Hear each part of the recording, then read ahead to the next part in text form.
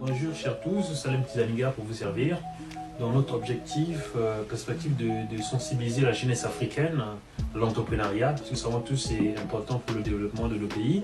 Alors dans notre précédente vidéo, nous avons parlé des clés pour réaliser un projet d'entreprendre. Donc la première clé, nous avons parlé de la confiance en soi, avoir confiance dans ce projet.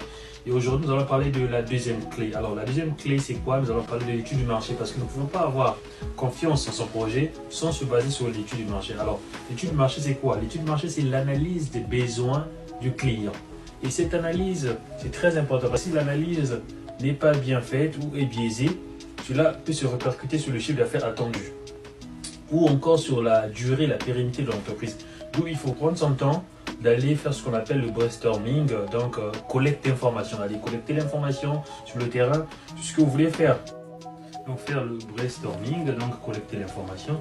Je vais vous donner un exemple banal, par exemple pour une personne qui veut lancer une boulangerie, par exemple, pour cette personne, ne pourra pas directement venir sur un lieu, commencer à lancer sa boulangerie, commencer la production, sans tenir compte par exemple des concurrents, de la concurrence ou du taux de fréquentation de la population de ce secteur. Donc c'est très important d'aller voir qu'est-ce qui se passe, à quelle heure, là où il y a une forte fréquentation. Donc c'est très important. Est-ce qu'il y a beaucoup de boulangeries? Qu'est-ce que les concurrents proposent?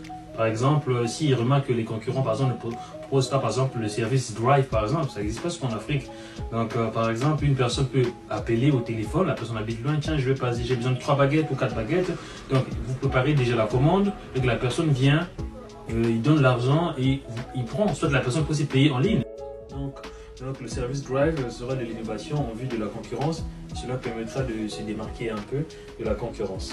Et du coup, donc l'étude du marché, donc collecte d'informations, tout ça, tous ces éléments, toutes ces informations nous emmènent à faire un bon business plan. Nous pouvons se mettre à la banque pour avoir les financements, tout comme faire des apports personnels ou bien demander à gauche à droite. Donc alors, une fois on a les financements, on a lancé l'entreprise, il y a ce qu'on appelle l'épreuve du temps qui vient tester l'entreprise. Et c'est là où on a besoin d'une des qualités qu'on appelle la résilience. C'est très important pour un manager et nous allons développer ça prochainement. Je vous remercie.